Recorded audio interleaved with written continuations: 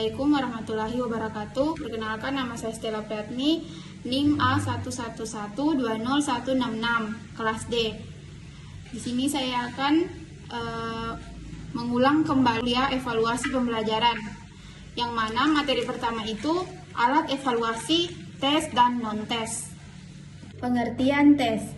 Tes adalah alat ukur atau alat prosedur yang dipergunakan dalam rangka pengukuran dan penilaian yang sifatnya benar atau salah. Jawaban yang diharapkan dalam tes, menurut Sujana dan Ibrahim, dapat secara tertulis, lisan, atau perbuatan. Dengan demikian, apabila suatu tugas atau pertanyaan menuntut harus dikerjakan oleh seseorang, tetapi tidak ada jawaban atau cara pengerjaan yang benar dan salah, maka tugas atau pertanyaan tersebut bukanlah tes. Sedangkan non-tes yaitu cara penilaian hasil belajar peserta didik yang dilakukan tanpa menguji peserta didik, tetapi dengan melakukan pengamatan secara sistematis. Teknik penilaian ini umumnya untuk menilai kepribadian anak secara menyeluruh, meliputi sikap, tingkah laku, sifat, dan sikap sosial. Materi selanjutnya yaitu reliabilitas tes.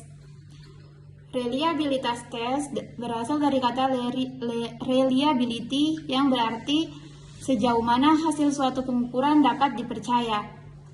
Suatu hasil pengukuran dapat dipercaya apabila dalam beberapa kali pelaksanaan pengukuran terhadap kelompok subjek yang sama diperoleh hasil pengukuran yang efektif. Dan hasil pengukuran itu relatif, selama aspek yang diukur dalam diri subjek memang belum berubah. Selanjutnya, perihal tes keterampilan menyimak. Tes kemampuan menyimak adalah kemampuan peserta tes untuk memahami isi wacana yang dikomunikasikan secara lisan oleh pembicara, atau sekedar rekaman audio atau video. Pemahaman itu dapat mengacu kepada pemahaman secara umum seperti topik yang dibahas atau garis besar secara isinya atau bagian-bagian yang lebih terinci, termasuk pelaku, lokasi, waktu, dan beberapa aspek yang menonjol. Tes berbicara adalah pengukuran untuk mengumpulkan informasi mengenai kemampuan seseorang dalam keterampilan berbicara. Tes berbicara dapat dilakukan dengan tes terpadu atau integratif. Berbicara merupakan kemampuan mengucapkan bunyi-bunyi artikulasi atau kata-kata untuk mengekspresikan, menyatakan, serta menyampaikan pikiran, gagasan, dan perasaan. Baik, materi selanjutnya perihal tes keterampilan menulis. Menulis merupakan keterampilan yang kompleks dan sulit dikuasai. Nurgiantoro menyatakan kompetensi menulis menghendaki penguasaan sebagai unsur kebahasaan dan unsur di luar bahasa itu sendiri, yang akan menjadi unsur karangan. Baik unsur bahasa atau unsur isi pesan harus terjalin sedemikian rupa sehingga menghasilkan karangan yang runtut, padu, dan berisi. Berikutnya, materi perihal tes keterampilan membaca. Tes membaca merupakan tes keterampilan bahasa yang terintegratif. Dikatakan demikian karena tes ini memadukan sejumlah komponen yang dijadikan sasaran tes. Dan materi yang terakhir yaitu perihal tes keterampilan kebahasaan dan kesusastraan.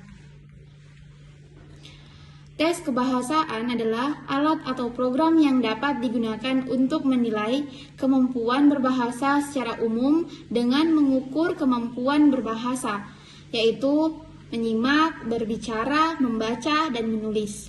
Pengujian bahasa adalah bagian dari ilmu linguistik. Adapun tes kesusastraan yang apresiatif adalah tes yang berangkat dari karya sastra secara langsung, dan untuk dapat mengerjakannya, siswa harus membaca karya itu sungguh-sungguh. Jadi, soal-soal atau tugas-tugas tersebut berupa memperlakukan secara langsung sebuah karya tertentu, baik berupa pengenalan, pengidentifikasian, pemahaman, penganalisis, pemberian pertimbangan tertentu, penilaian, dan masih banyak lagi. Tes atau tugas-tugas kesusastraan yang demikian adalah tes atau tugas yang berkadar apresiatif tinggi. Tes sastra atau tugas tertulis dimaksudkan sebagai tes atau tugas yang bertujuan untuk mengungkapkan kemampuan apresiasi sastra siswa, atau tugas tersebut dapat bersifat apresiatif dan sebaliknya. Baik, itulah materi evaluasi pembelajaran dari saya. Lebih dan kurangnya mohon dimaafkan. Saya akhiri. Wabillahi taufiq wal hidayah. Wassalamualaikum warahmatullahi wabarakatuh.